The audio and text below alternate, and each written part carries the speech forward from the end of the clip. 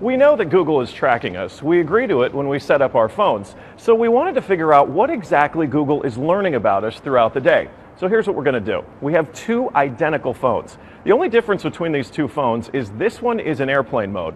Both of the phones lack a SIM card, and they haven't been set up to access any Wi-Fi networks. So for all intents and purposes, these phones have no connection to a data network.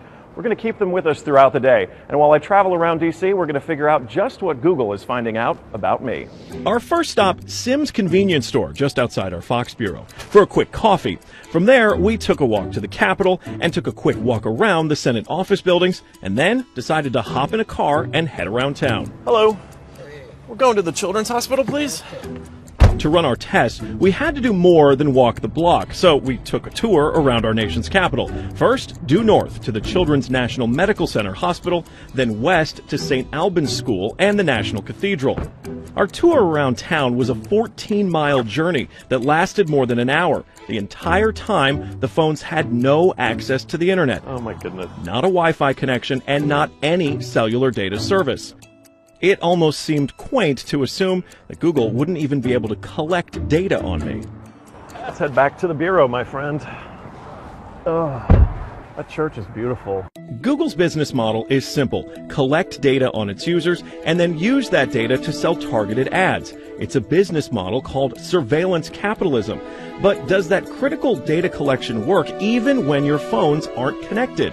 So we're back here at our Fox Bureau in DC, and we've got both of our phones exactly how we left with them. The only difference, really, I snapped a couple of bad selfies at the National Cathedral.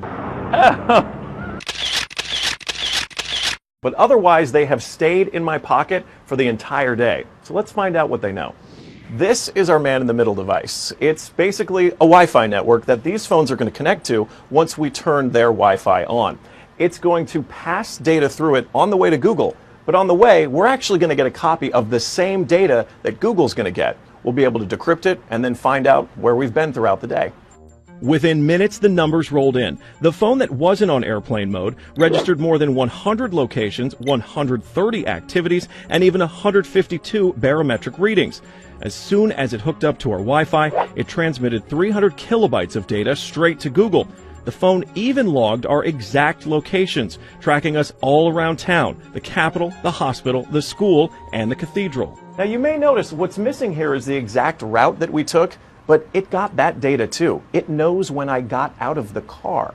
The metadata has a time log down to the very second, tracking everything when they think that you're walking, riding, and yes, even getting out of the car. Okay, so you're thinking, this isn't a big deal. I'll just put my phone in airplane mode. Yeah, we thought of that too. This is the other phone that we had with us that no SIM card also remained in airplane mode the entire time.